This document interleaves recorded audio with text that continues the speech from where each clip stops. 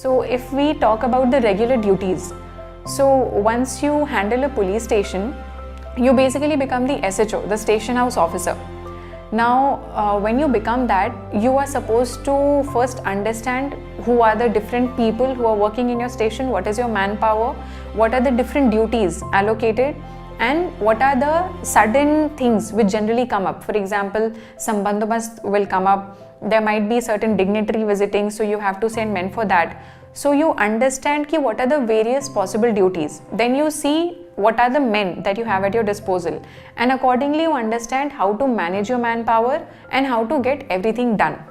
So that was basically happening. And then when you are sitting as an SHO, the local people, they come directly with the petitions, and everybody who comes, they don't really want to register an FIR in that moment. They basically want you to listen to, and they want that satisfaction ki okay, there is somebody who's listening to us.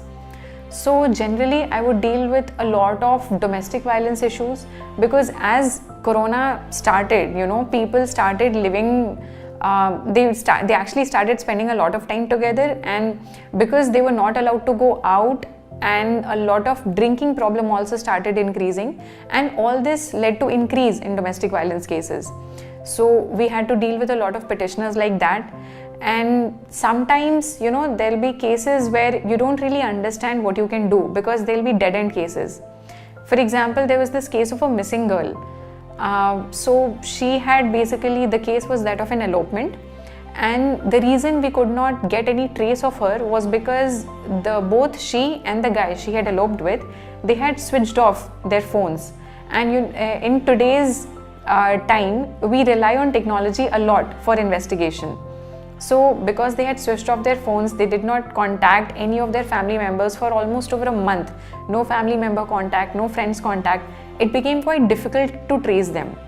However, within 25 days, we were able to finally trace them from another state.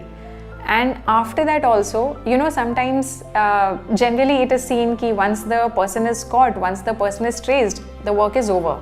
It does not always happen like that. So once when this person, this girl was brought, and the guy she had eloped with, when they were brought to the station, even then the situation was such that they were threatening to commit suicide, or a lot of emotional drama. So again, it took us almost 2 to 3 hours of counseling to actually make them understand what the issue is and what the problem is, what are the legal issues which can arise if they carry forward, because they were both minors.